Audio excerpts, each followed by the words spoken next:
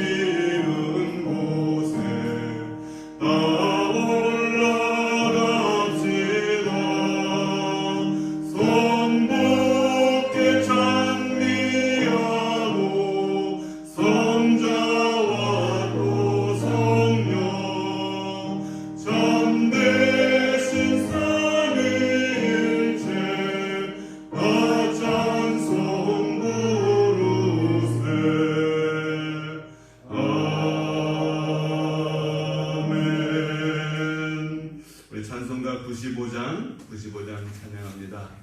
우리의 참된 기쁨이 되고 소망이 되시는 우리 주님을 생각하면서 함께 힘껏 찬양하겠습니다.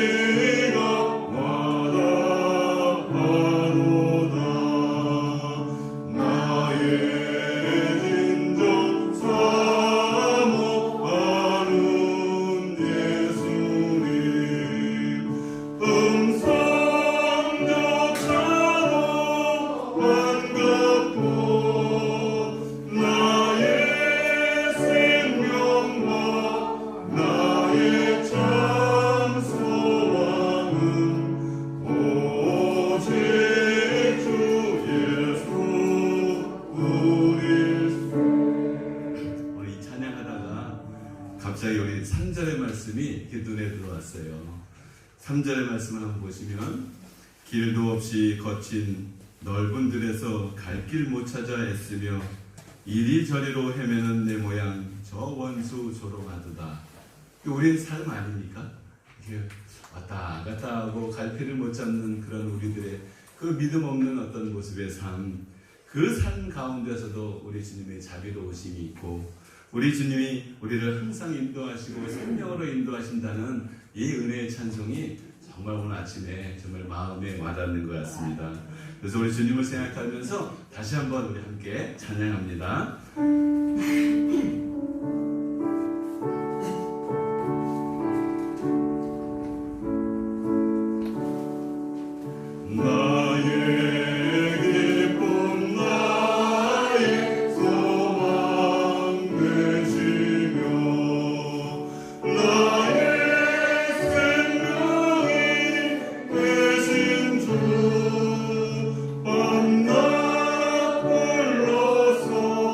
참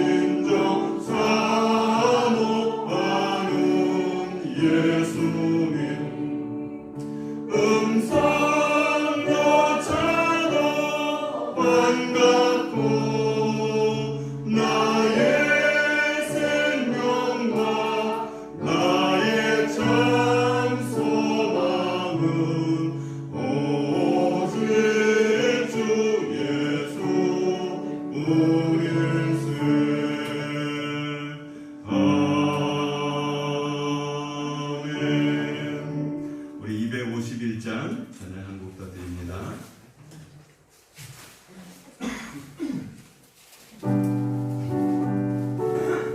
우리 1절하고 4절만 하겠습니다.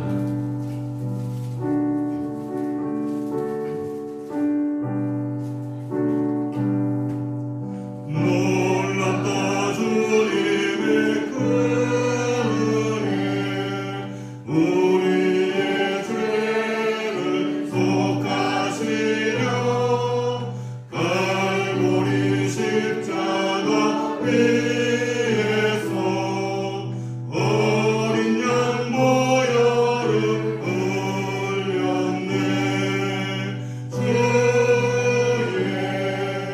은혜 우리의 죄를 다 씻었네 주의 은혜 우리의 죄를 다 씻었네 4절입니다. 없는 그 은혜를 믿는 자에게 거저주네 형제여 주 앞에 나와서 너지체 말고 곧 받으라 주의 은혜 우리의 죄를 다 씻었네 주의 은혜 우리의 죄를 다 씻었네. 아멘. 우리 다 같이 침묵으로 하나님을 바라보며 기도하시면서 하나님 앞에 거룩한 예배 드리도록 하겠습니다.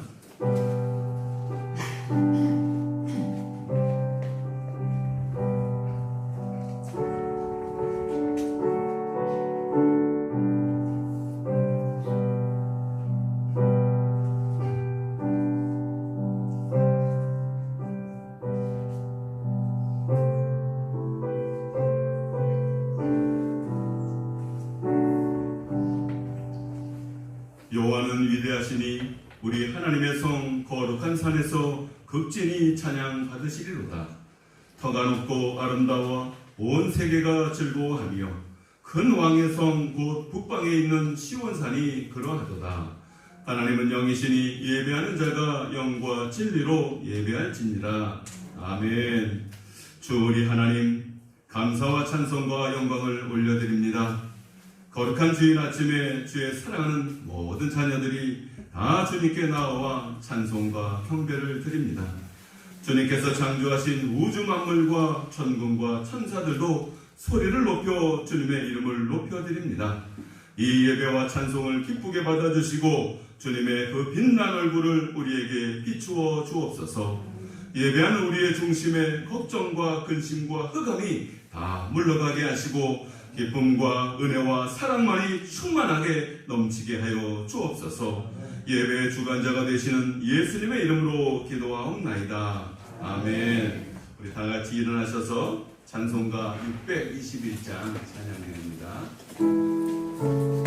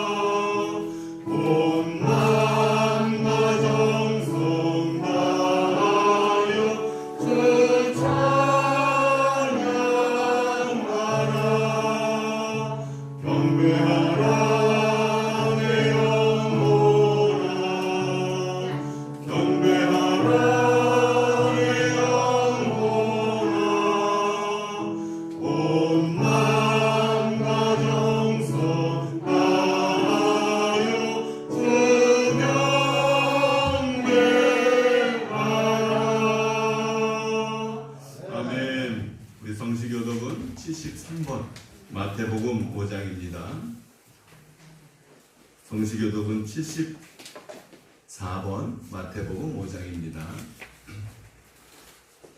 주보를 참고하셔도 되겠습니다.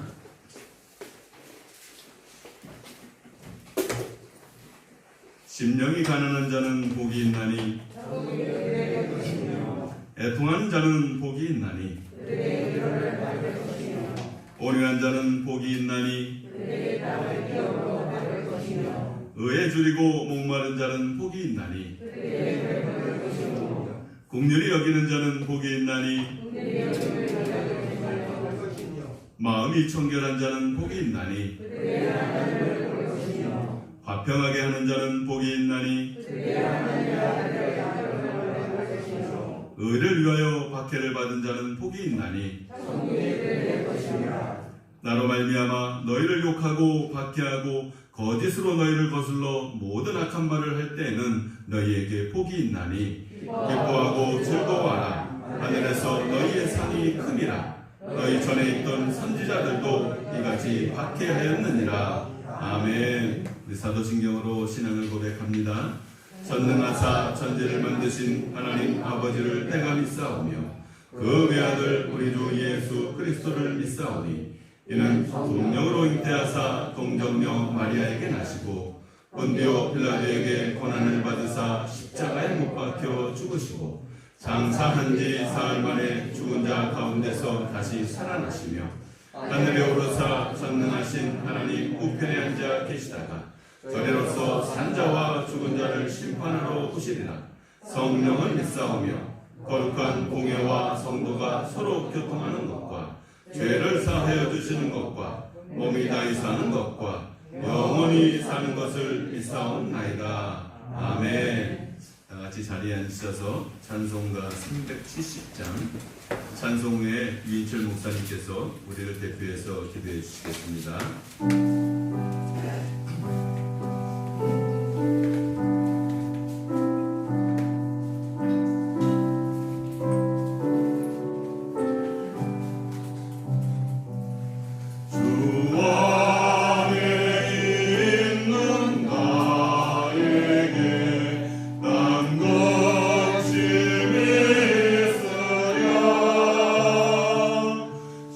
십자가 밑에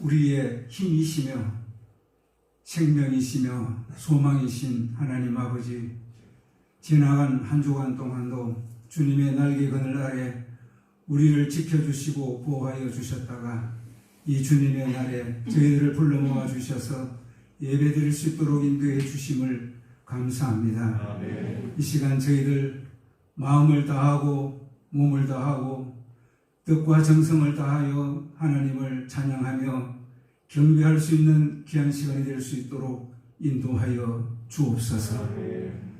성령님께서 저희들의 마음과 생각을 주장하여 주셔서 하나님의 영에 감동될 수 있도록 도와 주옵소서. 하나님, 저희들이 신앙생활 한다고 하면서도 지금까지 교회를 멀리하고 예배를 멀리하고 기도를 멀리하고 섬김을 멀리하고 살아왔습니다.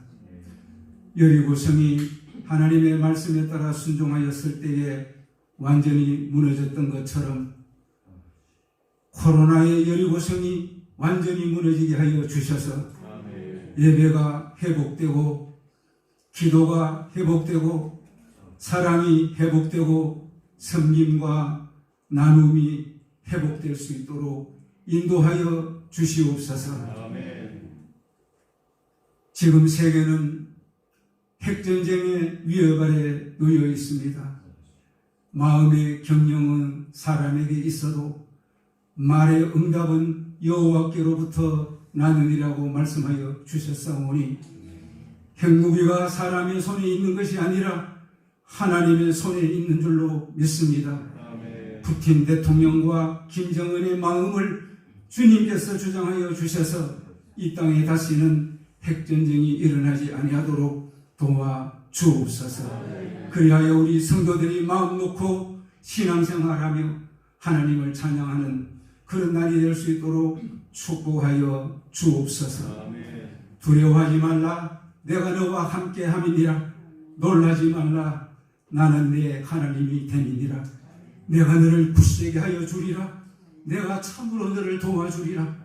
나의 어려운 오른손으로 너를 붙들어 주리라고 말씀하여 주셨사오니 우리 성도들의 마음을 붙잡아 주시고 우리 성도들의 삶을 지켜주시고 건강을 지켜주시고 사업과 농장과 모든 일체를 지켜보호하여 주옵소서.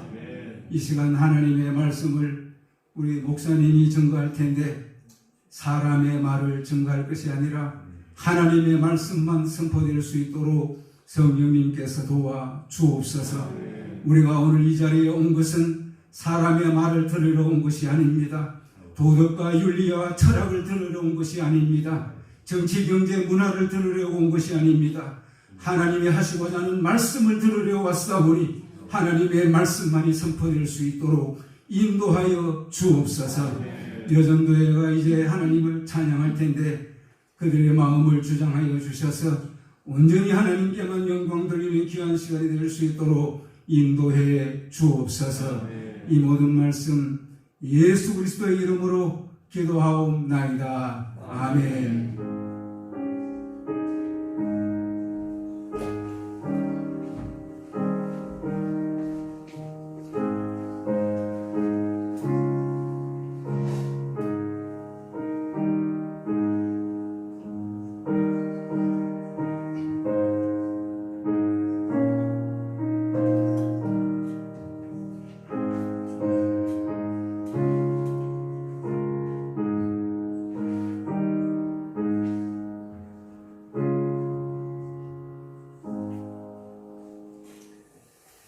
오늘 우리에게 주시는 하나님의 말씀은 누가복음 18장 1절에서 8절의 말씀입니다. 누가복음 18장 1절에서 8절의 말씀. 신약 성경 125면에 있습니다.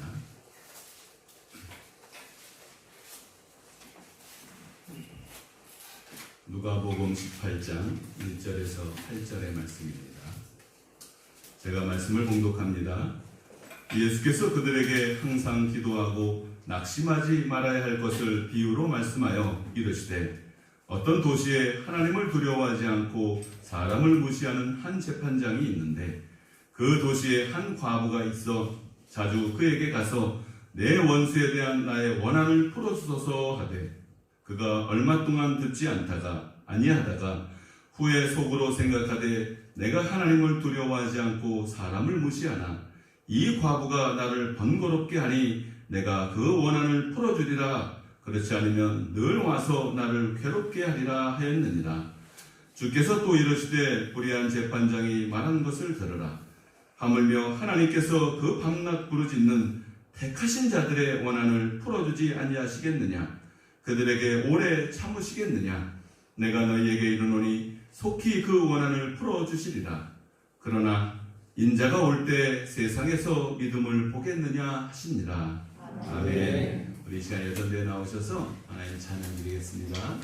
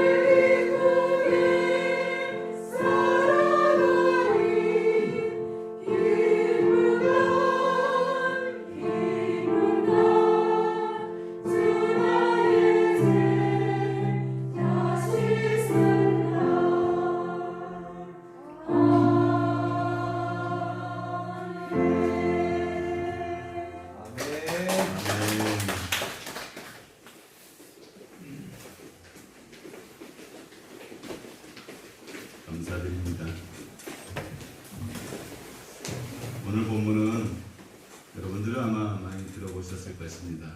이 과부의 송사와 불의한 재판관이 이 과부의 송사를 들어주는 그런 이야기입니다. 이 이야기에 대해서 많은 사람들이 오해를 하는 것이 있습니다. 그것은 이 본문을 통해서 우리가 잘 알고 있다시피 이 응답받을 때까지 계속 기도하면, 인내하고 기도하면 하나님께서 들어주실 것이라고 하는 그런 생각들을 하고 있는 것입니다. 왜냐하면 본문에서 한 과부가 자신의 원한을 풀어주기까지 계속해서 강구하는 것을 볼 수 있는데, 그 강구하는 것을 들은 이 재판관이 이 여인의 계속되는 강구가 자신을 괴롭게 할 것이라고 생각해서 그 원한을 풀어주는 그 내용 때문에 많은 사람들이 하나님 앞에 간절히 끊임없이 집요하게 기도하면 하나님께서 들어주실 거라고 생각하는 것입니다. 그런데 이 본문은 그런 내용의 본문이 아닙니다. 이 본문은 우리가 계속적으로 인내하며 기도하면 하나님께서 들어주시고, 그렇지 않으면 하나님께서 들어주지 않으시는 그런 기도에 대한 집요한 요청을 우리들에게 이야기하고 있는 것이 아니라, 이 본문을 통해서 우리들에게 주시고자 하시는 것은 바로 믿음에 대한 이야기입니다. 우리 1절의 말씀을 보시면 우리 주님께서 항상 기도하고 낙심하지 말아야 한다라는 말씀을 하시는데, 그래서 이 말씀 가운데서 우리가 항상 기도하는 것에 대해서 이 초점을 맞추고 있습니다. 하지만 항상 기도하는 것에 초점이 있는 것이 아니라 낙심하지 말아야 된다는 것에 초점이 있는 것입니다. 그것을 8절의 말씀을 통해서 우리 증거로 삼을 수 있는데, 8절에 보시면 인자가 올 때 세상에서 믿음을 보겠느냐라는 말씀을 하셨습니다. 바로 이 믿음에 대한 이야기를 우리들에게 이야기하고 있는 것입니다. 바른 믿음을 가지고 우리가 하나님 앞에 간구하고, 바른 믿음을 가지고 우리의 삶의 실천의 삶을 살아야 된다는 것을 오늘 본문을 통해서 말씀하고 계신데, 만약 우리가 생각하는 대로 하나님 앞에 끊임없이 간구할 때 그 기도가 응답받는다라고 생각을 하게 된다면 우리 기독교는 복음이 될 수가 없습니다. 이 타 종교들하고 전혀 다를 바가 없기 때문입니다. 타 종교들은 끊임없이, 특히 우상 숭배자들은 끊임없이 지극정성으로 기도하는 것을 볼 수 있지 않습니까? 그들의 그 정성 어린 기도를 사실 우리는 따라할 수 없을 정도로 그들은 열심히 지극정성으로 자신이 믿고 있는 그 신에게, 우상에게 기도를 합니다. 그리고 응답이 받게 되지 않으면 어떻게 됩니까? 그 사람들이 뭐라고 합니까? 막 지극정성으로 기도를 했는데 응답이 안 돼요. 그러면 그 사람들이 하는 대표적인 말이 있습니다. 뭐라고 할까요? 내 정성이 부족한 거야. 내 정성이 부족해서 얘 응답이 안 된 거야. 그러면서 다음번에는 내가 더욱더 정성 어리게 기도해야지 하면서 막 결심을 합니다. 내가 다음에는 더 정성을 다해서 기도해야지. 그러다가 응답이 돼요. 응답이 되면 다른 사람들이 그 응답되는 것을 뭐라고 이야기하냐면, 야, 저분은 정성스럽게 기도하더니 그래서 이루어졌나 보다. 지성이 감천이다 라고 하면서 정성 어리게 기도하면 하늘도 감동해서 그 기도를 들어준다 라고 생각하고, 우리도 정성 어리게 기도해야 된다, 이렇게 이야기를 하고 있는 것입니다. 그렇지 않습니다. 이 기독교는 그런 종교가 아닙니다. 이 기독교는 인간의 수고와 노력으로 어떤 성과를 이루어내는 그런 종교가 아닌 것입니다. 오히려 반대입니다. 인간은 아무것도 하지 말아야 합니다. 그냥 하나님 앞에서 잔잔히 주님의 인도하심을 바라고, 주님이 인도하실 때 그 길을 따라서 그 마음의 은혜의 감동으로 한 걸음 한 걸음 내딛는 것이, 그것이 바로 우리가 믿는 기독교입니다. 오직 하나님의 은혜입니다. 하나님의 은혜로 살아가는 이 믿음을 우리들에게 이야기하고 있는 것입니다. 나의 수고와 노력이 아니라 오직 하나님의 은혜, 그 은혜에 대한 반응이 바로 오늘 이 본문을 통해서 예수님이 우리에게 주고자 하신 것입니다. 바로 종말의 때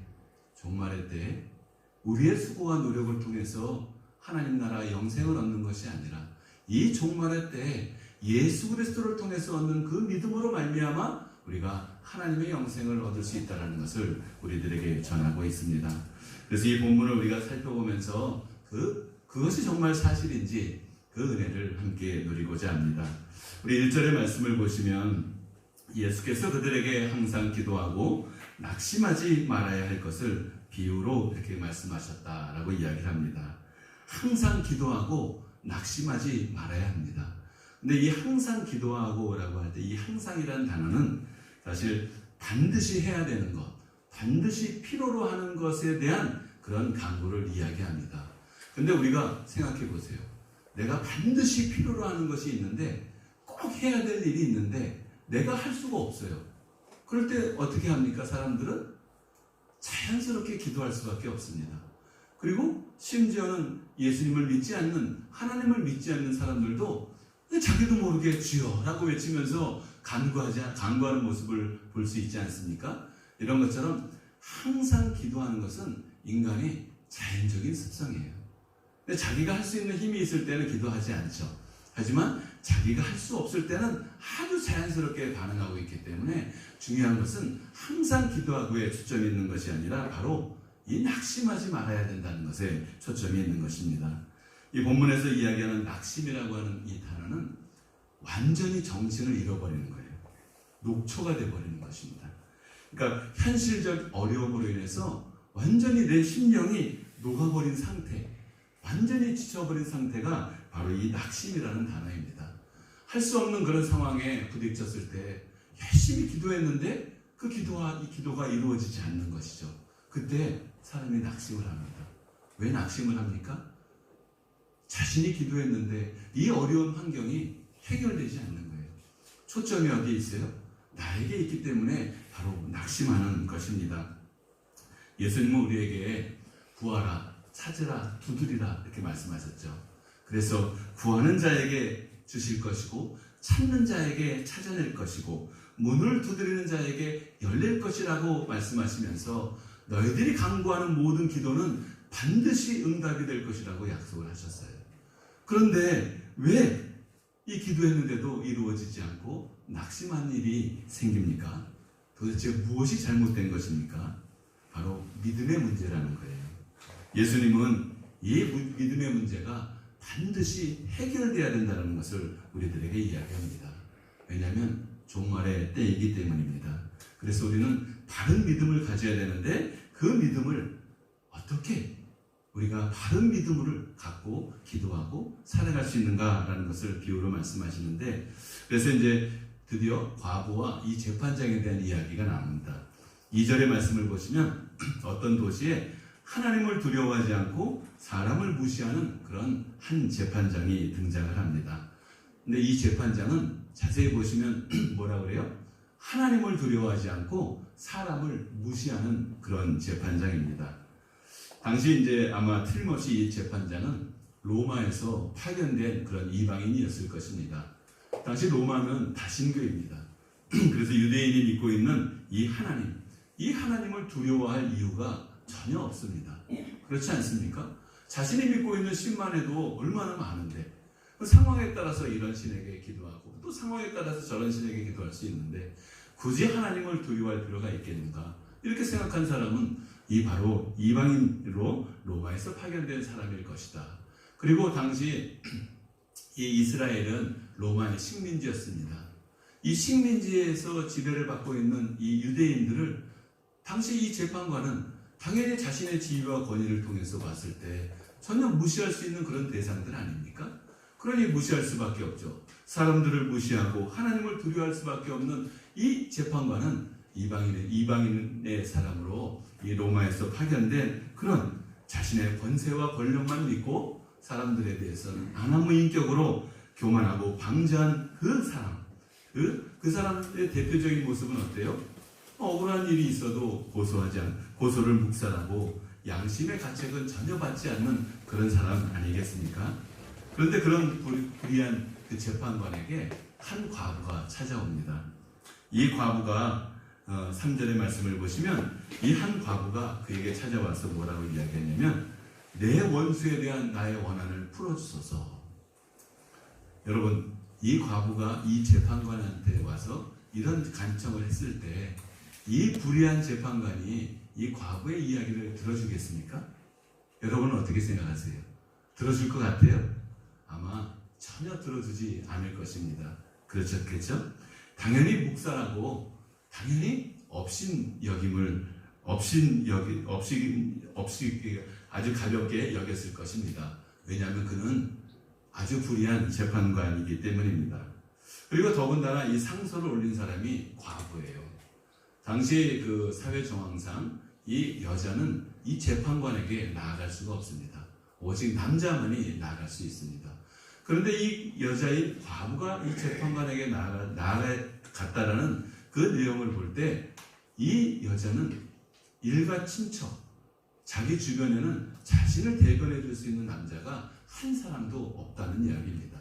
그러니까 얼마나 외롭고 그리고 정말 힘이 없는 그런 여인입니까? 그 여인이 이 불의한 재판관에게 나아갔다면 당연히 이 불의한 재판관은 그 여인을 어떻게 보겠습니까? 무시하고 업신여겼을 것입니다. 그런데 이 여인이 재판관에게 나아갈 때 어떤 문제를 가지고 나갔을까? 이렇게 이제 상상을 해보면 이 여인은 아마도 자신의 가산, 이 남편이 죽음으로 인해서 얻게 되는 그 유산을 잃어버리게 되는 그런 상황에 처했던 것 같습니다. 당시 유대 사회에서 남편이 죽으면 그 유산이 아내에게 이제 돌아가게 되는데 이 상속의 과정을 담당했던 사람들이 바로 서기관들이었습니다. 이 서기관들이 이 과부의 재산을 속여서 빼앗으려고 한 것이죠. 그래서 이 서기관들의 불의를 이 재판장에게 나가서 고발한 것입니다. 이러한 일들에 대해서 예수님도 사실은 마태복음 22장에서 그러한 사실을 지적하신 적이 있습니다. 회당의 높은 자리와 잔치의 윗자리에 원하는 서기관들을 삼가라. 그들은 과부의 가산을 삼키는 사람들이다 라고 이야기를 하셨습니다. 그러니까 이 과부는 자신의 재산을 삼키려고 하는 그 서기관을 고발하기 위해서 이 재판관에게 나아간 것이죠. 얼마나 억울했겠습니까? 자신의 생명과도 같은 그 재산을 다 잃어버리게 되는 그런 상황입니다. 그런데 이 중요한 것은 이 재판관이 이 과부의 상소를 어떻게 들어줬는가 하는 것입니다. 하는 것입니까? 우리 18장 4절에서 5절의 말씀은 그가 얼마 동안 듣지 아니하다가 후에 속으로 생각하되 내가 하나님을 두려워하지 않고 사람을 무시하나 이 과부가 나를 번거롭게 하니 내가 그 원한을 풀어주리라. 그렇지 않으면 늘 와서 나를 괴롭게 하리라 하였느니라. 처음에는 이 과부의 이야기를 들어주지도 않았어요. 아예 듣지도 않았습니다. 그런데 시간이 지나자 계속해서 번거롭게 하는 거예요. 그래서 이 재판관이 생각합니다. 내가 하나님을 두려워하지 않고 사람을 무시하나 이 과부가 나를 번거롭게 하니 내가 그 원한을 풀어주리라 라고 이야기를 합니다. 어떻게 이런 일이 일어날 수 있을까요? 이 불의한 재판관인데 말이죠. 이 불의한 재판관이 그 과부가 계속 자기를 찾아온다고 해서 그 과부의 소원을 들어줄 수 있는 것입니까?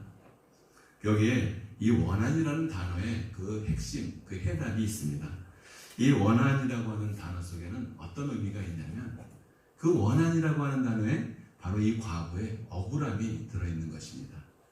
이 과부의 정당성, 이 과부의 그 상소가 그 안에 작지만 연약한 여인이 와서 간구하는 것이지만 그 간구 속에는 정당성이 있는 거예요. 정당성이. 그래서 이 원한이라고 하는 단어를 다른 성경에는 권리, 공의 이렇게 표현하고 있습니다. 그래서 이 재판관은 이 힘없는 과부의 정당성 있는 이 상소, 공의로운 판단을 할 수밖에 없는 그런 상소를 이 재판관은 무시할 수가 없었던 것입니다. 그것을 우리가 어떻게 알 수 있냐면 5절의 말씀 끝에 보시면 괴롭게 하리라 라는 단어가 나와요. 이 괴롭게 한다라고 하는 것은 이게 원어적으로 어떤 의미를 가지고 있냐면 때려서 멍들게 하다라는 의미를 갖고 있어요.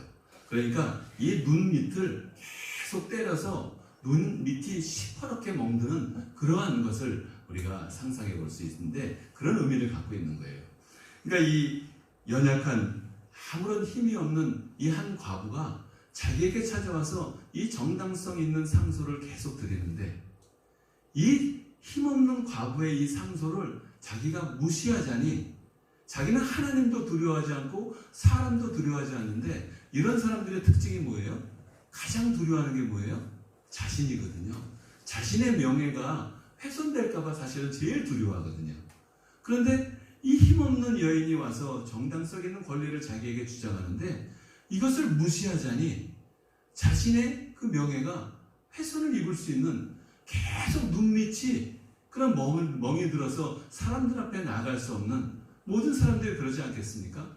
당신은 로마에서 파견된 그런 뛰어난 지위가 있는 사람인데 그런 사소한 거 하나, 그리고 그 정당성 있는 그 하나를 해결하지 못해서 그렇게 창피를 당하는 그런 모습으로 살아가는가라고 사람들이 이야기하지 않겠습니까?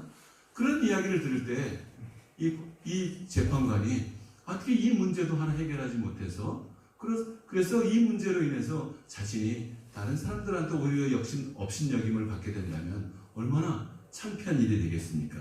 그래서 이 불의한 재판관은 이 힘없는 과부의 정당성 있는 이 상소를 무시할 수 없었던 것입니다.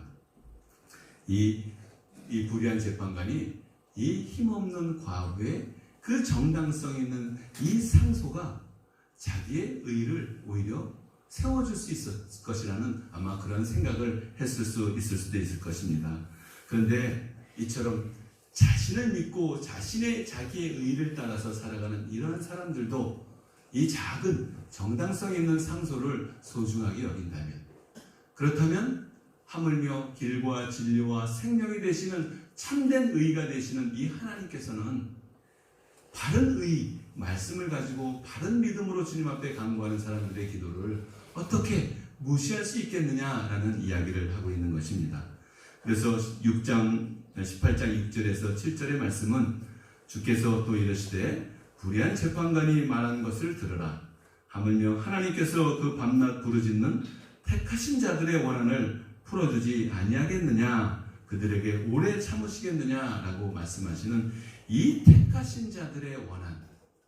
그러니까 이 택한 자들은 뭐예요? 바로 믿음으로 구원을 받은 사람들 아닙니까? 이 믿음으로 구원을 받은 사람들은 믿음의 사람들로 하나님의 백성들입니다. 하나님의 백성들은 하나님의 말씀을 따라 살아가는 사람들이잖아요. 그 말씀을 따라 살아가는 사람들이 이 땅에 하나님의 나라가 온전히 임하기 위해서 주님 앞에 간절히 간구한다면, 이 불의한 재판관도 이 정당성 있는 힘없는 여인의 그 상소를 들어주었다면, 그 정의로우신 하나님, 공의로우신 하나님, 모든 사람들이 구원을 얻고 생명을 얻기를 원하시는 그 하나님은 당연히 이 믿음 가운데서 기도하는 사람의 간구를 당연히 들어주지 않겠냐라는 그런 이야기를 우리들에게 전해주고 있는 것입니다. 우리 주님께서는 8절의 말씀에 속히 그 원한을 풀어주시겠다라고 말씀하고 계십니다. 이 속히라고 하는 단어는 즉시라는, 신속하게라는 의미를 갖고 있잖아요. 내가 기도를 드렸는데 바로 그 이후에 이루어지는 것, 그것을 이 속히라는 단어 속에서 표현하고 있지 않습니까? 그런데 우리가 느끼기에는 속히 이루어지지가 않는 거죠. 왜 그렇습니까? 이 하나님의 시간과 우리의 시간이 차이가 있기 때문입니다. 요한계시록 6장 10절에는 성도의 기도가 등장합니다. 아마 간절한 기도일 거예요. 이처럼 간절한 기도가 성경에 어디에 찾아볼 수 있을까 생각이 들 정도입니다. 큰 소리로 불러 이르되 거룩하고 참되신 대주제여, 땅에 거하는 자들을 심판하여 우리 피를 갚아주지 아니하시기를 어느 때까지 하시려 하나이까. 우리 피를 갚아달라고 하나님 앞에 간절히 간구합니다. 이 순교자의 피입니다. 오직 믿음으로 살아가는 사람들의 그 정당성입니다. 참된 공의죠. 이 공의에 대한 그 피값을 왜 하나님께서 갚아주지 않냐고 하나님께 간구합니다. 이 기도를 하나님께서 안 들어주시겠습니까? 들어주시겠죠. 그 계시록 8장 3절에서 5절의 말씀은 이 하나님 앞에 드려지는 상소가 어떻게 응답되는지에 대한 과정이 나옵니다. 또 다른 천사가 와서 제단 곁에 서서 금향로를 가지고 많은 향을 받았으니 이는 모든 성도의 기도와 합하여 보좌 앞 금제단에 드리고자 합니다. 향연이 성도의 기도와 함께 천사의 손으로부터 하나님 앞으로 올라가는지라. 천사가 향로를 가지고 제단에 불을 담아다가 땅에 쏟음에 우레와 번개와 음성과 번개와 지진이 나더라. 이 간절한 택함 받은 자의 기도는 결국 우레와 음성과 번개와 지진으로 심판으로 인해서 응답받는 것을 우리들에게 보여주고 있습니다. 그런데 하나님의 이 간절한 우리가 드려지는 하나님께 드리는 기도는 오늘 말씀처럼 반드시 이루어진다는 것을 우리들에게 말씀하시는데, 정작 문제는 무엇입니까? 인자가 올 때에 세상에서 이러한 믿음을 볼 수 있겠느냐라는 하나님의 말씀입니다. 정당성, 이 공의로운 믿음으로 살아가는 그 사람들을 이 땅 가운데서 과연 볼 수 있겠느냐라고 주님은 우리들에게 반문하고 계십니다. 바로 믿음입니다. 진리 가운데 서 있는 믿음. 여러분들은 주님 앞에 기도를 드릴 때 어떠한 기도를 주님 앞에 올려드립니까? 내가 이 땅에서 하나님의 나라를, 하나님의 은혜 가운데 받은 그 은혜를 온전히 살아갈 수 있도록 기도하십니까? 우리가 은혜로 말미암아 구원을 얻어 하나님이 주시는 영원한 생명을 누리게 되었는데, 그 믿음 가운데 나는 바로 살아가고 있는지 나를 점검하며 주님 앞에 기도를 드리고 계십니까?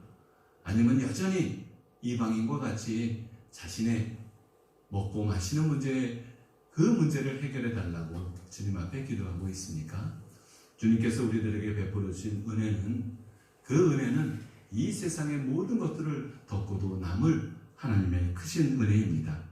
이 불의한 재판관이 힘없는 이 억울한 한 과부의 이 정당성 있는 이 원한을 풀어주었다면, 그렇다면 천하의 주제이신 참된 진리가 되시는 우리 하나님께서는 정당성 있는 우리의 이 기도를 당연히 들어주실 수밖에 없는 그런 하나님 아니십니까?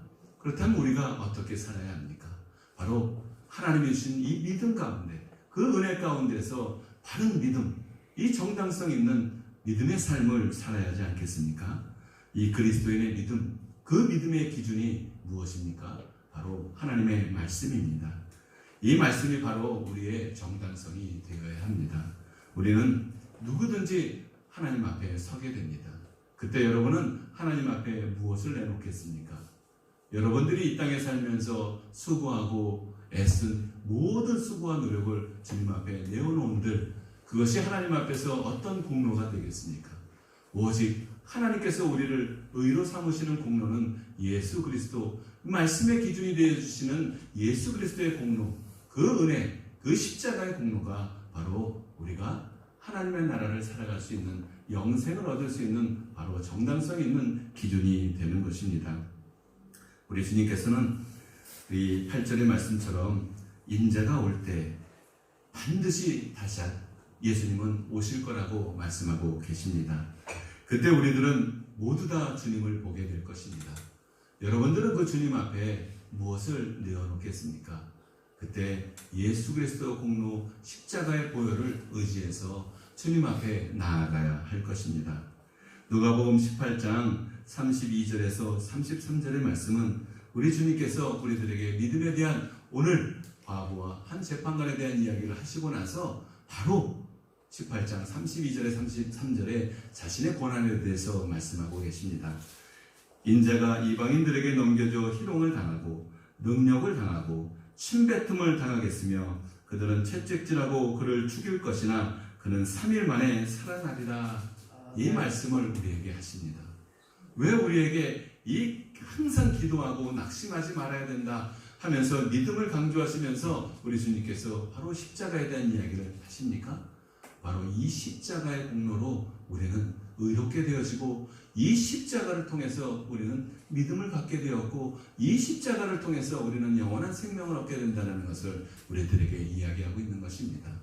우리들에게 주어진 은혜는 하나님의 그 한량없는 그 무한하신 그 보혈의 은혜입니다.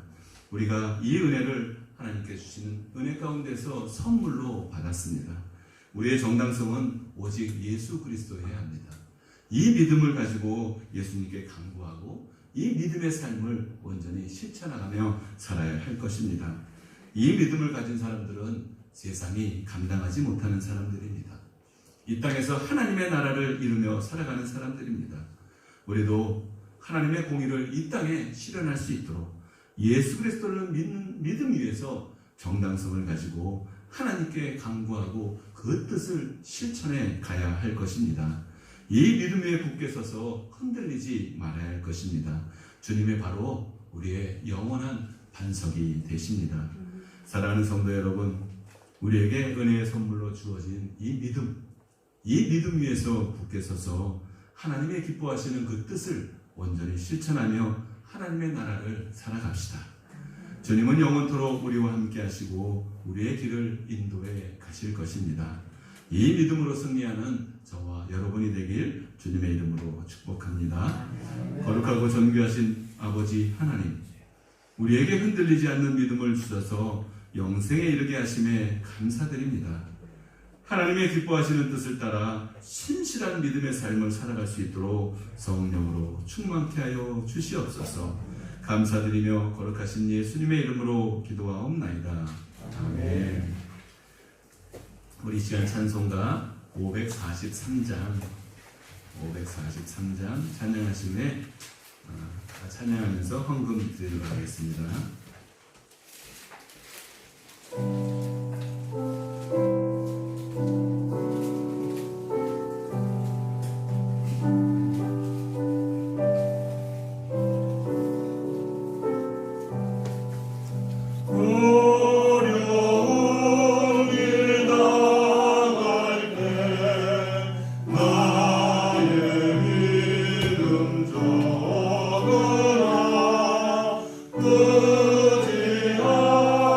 의지하는 내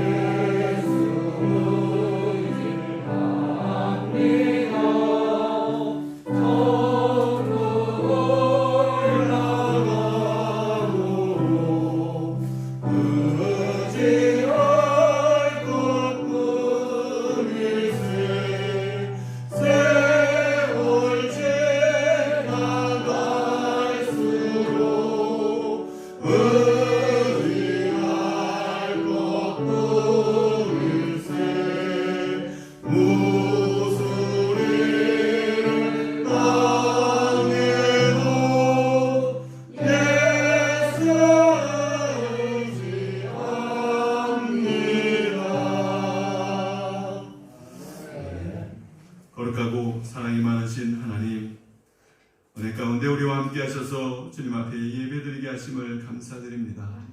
하나님의 주신 크신 은혜가 우리 가운데 있는데, 하나님, 우리는 이 땅에 살아가면서 믿음 없는 자로 살아가는 저희들의 모습이 너무나도 안타깝습니다. 주님의 참된 진리와 생명이 우리 가운데 머물러 있는데, 하나님, 온전히 주님을 의지하며 온전한 믿음과 기쁨으로 살아갈 수 있도록 하나님, 성령으로 주의 사랑하는 자녀들을, 주의 택하신 택함 받은 자녀들을 축복하시고 은혜 가운데 붙들어 주시옵소서. 하나님, 이 시간 또 주님 앞에 감사하는 마음으로 주님 앞에 예물을 올려드립니다. 주님이 우리의 모든 하나님이심을 고백하며 주님 앞에 은혜로 하나님께 예물을 올렸습니다. 우리 주님께서 아버지 우리들의 심령을 아버지 은혜 가운데 기억하여 주시옵시고 심은 대로 거두게 하시고 하나님의 은혜를 따라서 백배의 은혜로 갚아 주시옵소서. 하나님, 모든 성도들의 삶의 모든 순간순간에 우리 주님께서 함께 하신다는 것을 믿고 믿음으로 온전히 승리하며 살아갈 수 있도록 하나님께 고백하는 그런 모든 성도들 다 되어지도록 하나님 인도하여 주옵소서. 육신의 질병으로 고통받고 있는 주의 사랑하는 자녀들을 지켜주시옵시고 주님의 권능으로 치유하여 주시옵시고 회복과 기쁨이 넘치게 하시며 영육 간의 참된 평강과 안식을 누릴 수 있도록 하나님 축복하여 주옵소서. 감사드리며 예수님의 이름으로 기도하옵나이다. 아멘.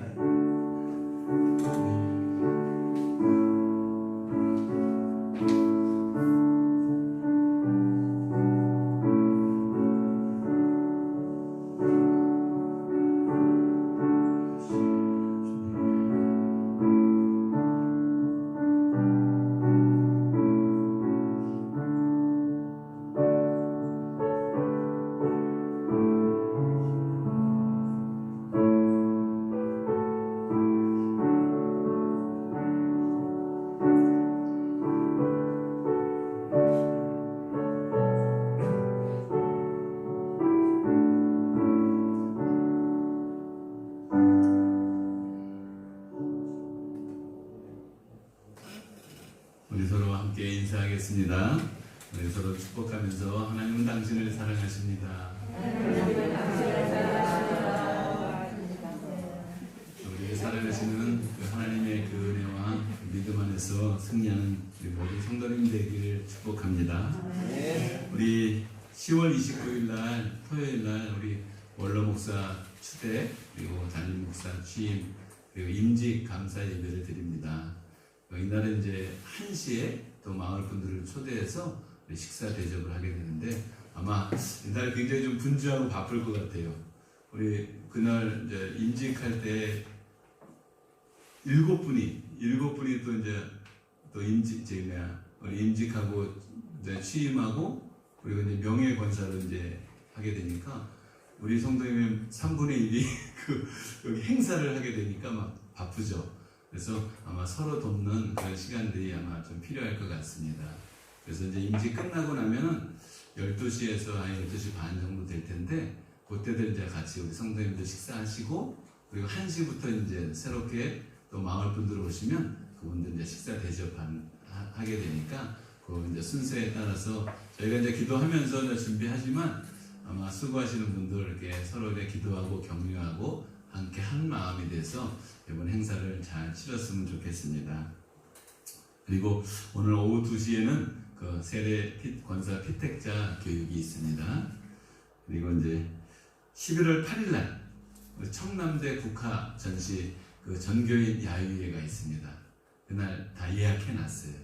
그래가지고 차량이 이제 2대로 예약해서 우리 같이 가니까 화요일 날 저희가 이제 시간은 제가 표시 안 했는데 그 시간은 내가 다음 주 정도에 이제 공지를 할게요. 그래서 언제 교회에서 출발하는 게 좋을까 한번 보고 알려드릴 테니까 다들 참여하셔서 함께 좋은 시간을 가졌으면 좋겠습니다.